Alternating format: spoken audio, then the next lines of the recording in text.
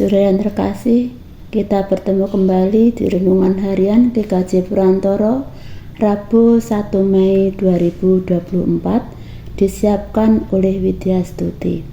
Bacaan terambil dari Roma 4 ayat 1 sampai 12 yang begini firman Tuhan. Jadi, apakah akan kita katakan tentang Abraham, bapa leluhur jasmani kita? Sebab jikalau Abraham dibenarkan karena perbuatannya, maka ia beroleh dasar untuk bermegah, tetapi tidak di hadapan Allah. Sebab apakah dikatakan nas kitab suci, lalu percayalah Abraham kepada Tuhan, dan Tuhan memperhitungkan hal itu kepadanya sebagai kebenaran. Kalau ada orang yang bekerja, upahnya tidak diperhitungkan sebagai hadiah, tetapi sebagai haknya.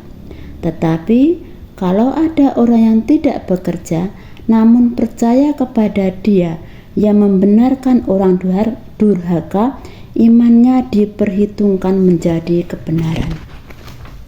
Seperti juga Daud menyebut, berbahagialah orang yang dibenarkan Allah, bukan berdasarkan perbuatannya. Berbahagialah orang yang diampuni pelanggaran-pelanggarannya dan yang ditutupi dosa-dosanya.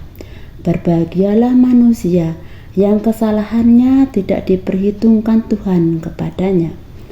Adakah ucapan bahagia ini hanya berlaku bagi orang bersunat saja, atau juga bagi orang tak bersunat? Sebab telah kami katakan bahwa kepada Abraham iman diperhitungkan sebagai kebenaran. Dalam keadaan manakah hal itu diperhitungkan? Sebelum atau sesudah ia disunat? Bukan sesudah disunat, tetapi sebelumnya.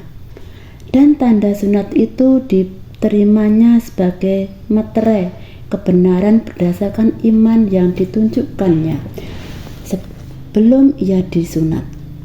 Demikianlah ia dapat menjadi bapa semua orang percaya yang tak bersunat, supaya kebenaran diperhitungkan kepada mereka, dan juga menjadi bapa orang-orang bersunat, yaitu mereka yang bukan hanya bersunat, tetapi juga mengikuti jejak iman Abraham, bapa leluhur kita, pada masa ini belum disunat.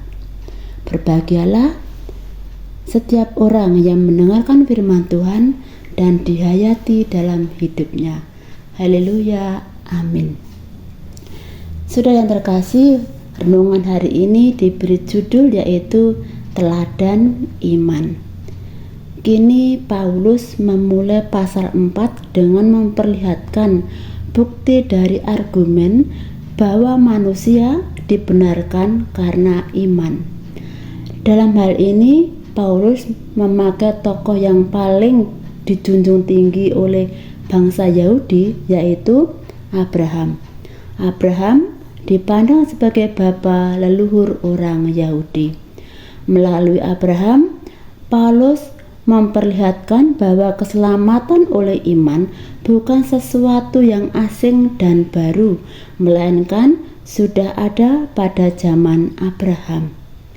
Paulus menegaskan bahwa Abraham sendiri pun beroleh pembenaran dari Allah karena imannya, bukan karena perbuatannya. Pembenaran itu diberikan Abraham sebelum ia disunat. Kenyataan ini menjadi teguran keras bagi orang Yahudi yang selama ini menyombongkan diri sebagai umat Allah, yang menganggap mereka dibenarkan karena sunat. Terhadap orang-orang tersebut, Paulus menegaskan bahwa sunat merupakan tanda, bukan sarana pembenaran. Saudara yang terkasih, lalu bagaimana dengan Daud? Sebagaimana Abraham, Daud pun dibenarkan karena imannya, bukan karena perbuatannya. Alasan Paulus mengutip ucapan Daud di dalam Mazmur 32 ayat 1-2 adalah untuk memperlihatkan bagaimana seharusnya sikap dari orang yang telah dibenarkan Allah. Daud yang pernah jatuh dalam dosa bersedia mengakui dosanya di hadapan Tuhan. Ia menyadari hanya Tuhan saja yang dapat mengampuni dosa-dosanya. Bukan kesombongan yang diperlihatkan Daud, melainkan sikap kerendahan hati dan bersedia mengakui kesalahan secara terbuka di hadapan Allah.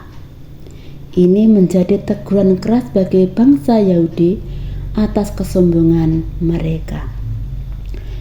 Saudara yang terkasih oleh Tuhan, sebagai umat Allah, kita dibenarkan karena iman dalam Yesus Kristus, bukan karena perbuatan baik kita. Oleh karena itu, marilah kita jalani kehidupan ini dengan sikap rendah hati, bukan dengan kesombongan. Karena apapun yang kita terima dari Tuhan, itu semata-mata hanya anugerah-Nya. Amin. Mari kita berdoa.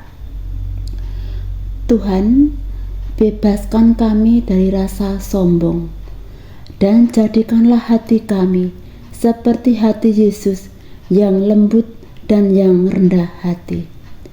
Karena semua itu hanyalah anugerah-Mu. Di dalam nama Yesus, anak-Mu berdoa. Amin.